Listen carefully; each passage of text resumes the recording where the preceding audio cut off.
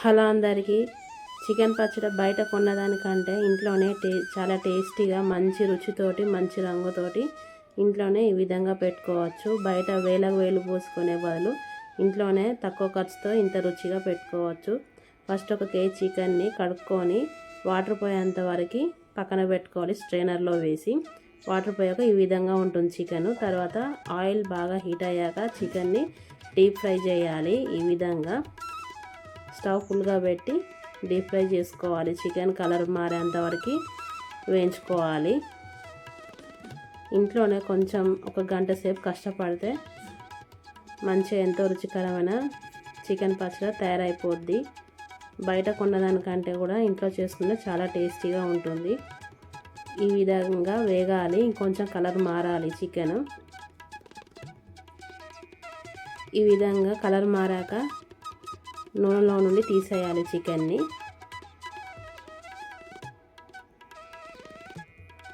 నూనెలో నుండి తీసేసి పక్కన పెట్టుకోవాలి వేగిన చికెన్ని.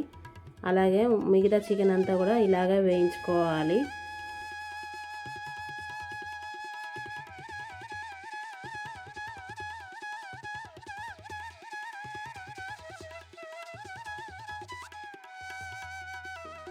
ఈ విధంగా వేగిన చికెన్ అంతా నూనెలో నుండి తీసేసాక స్టవ్ ఆఫ్ చేసేసుకోవాలి. స్టవ్ మొత్తం బంద్ చేయాలి. బంద్ చేశాక అల్లం వెల్లుల్లి పేస్ట్ వేసుకోవాలి.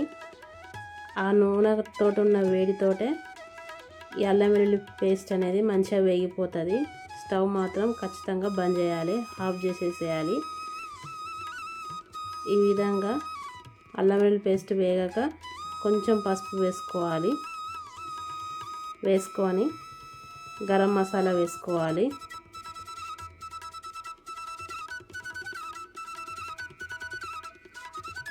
ఈ విధంగా గరం మసాలా వేసుకున్నాక కలుపుకోవాలి. తర్వాత వేయించిన ధనియాల పొడి వేసుకోవాలి. వేయించిన ధనియాల పొడి 2 నుండి 3 టేబుల్ స్పూన్ దాకా పడుతుంది. వేసుకోవాలి. వేసుకొని కలుపుకున్నాక పచ్చడికి ఎప్పుడైనా కానీ కారం కొంచెం స్పైసీగా కలర్గా ఉంటే పచ్చడి అనేది చాలా రోజులు నిలువ ఉంటుంది. రుచి రంగు కూడా చాలా బాగుంటుంది. కారపొడి ఒక 5 టేబుల్ స్పూన్లు వేసుకున్నాను. కిలో చికెన్కి పచ్చడి కాబట్టి కొంచెం కారం ఎక్కువగానే ఉండాలి. పచ్చడి నిలువగా ఉండాలంటే కారం ఎక్కువగా వేస్తేనే పచ్చడి నిలువ ఉంటుంది. ఈ విధంగా 5 టేబుల్ స్పూన్లు వేసుకున్నాక తగినంత ఉప్పు వేసుకోవాలి. ఉప్పు కొంచెం తక్కువగా వేసుకొని టేస్ట్ చూసుకున్నాక సరిపోను వేసుకోవాలి. ఒకటేసారి వేసుకోవద్దు. ఇసం అయితే పచ్చడి మొత్తం ఖరాబ్ అయిపోతుంది. ఈ విధంగా కలుపుకోవాలి మొత్తం కలిసేటట్టుగా. ఈ విధంగా కలుపుకున్నాక ఇందాక మనం ఫ్రై చేసుకున్న చికెన్లోకి ఈ కలుపుకున్న మిశ్రమాన్ని పోసుకొని కలుపుకోవాలి. చికెన్కి అంతా పట్టే విధంగా కలుపుకోవాలి.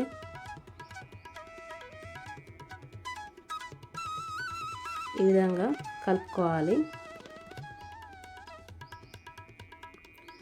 కలుపుకొని మనకు చికెన్లో నూనె సరిపోలేదు అనుకుంటే పచ్చి నూనె కూడా పోసుకోవచ్చు. పల్లి నూనె అయితే చాలా టేస్టీగా ఉంటుంది పచ్చడికి, ఈ చికెన్ పచ్చడికి.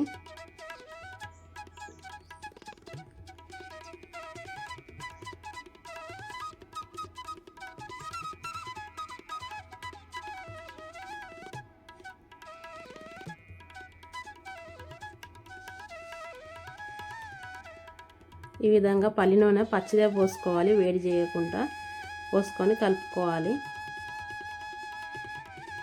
తర్వాత నిమ్మరసం పోసుకోవాలి. 2 నిమ్మకాయలు తీసుకున్నాను నేను, పెద్దవి. చిన్న సైజు అయితే 3 తీసుకోండి, పెద్ద అయితే 2 తీసుకోండి. ఈ విధంగా అంతా కలిసేట్టుగా కలుపుకోవాలి. ఈ చికెన్ పచ్చడికి పల్లి నూనె అయితే చాలా టేస్టీగా ఉంటుంది. పల్లి నూనె వాడితే చాలా బాగుంటుంది పచ్చడి. ఈ విధంగా కలుపుకొని ఒక 2 రోజులు అయ్యాక తింటే చాలా టేస్టీగా ఉంటుంది. మంచిగా ఊరుతుంది ముక్క కూడా. అంతే, ఎంతో సింపుల్గా ఇంట్లోనే చికెన్ నిల్వ పచ్చడి తయారైపోయింది. బయట కొన్నదానికంటే కూడా ఇంట్లో చేసుకుంటే చాలా టేస్టీగా ఉంటుంది.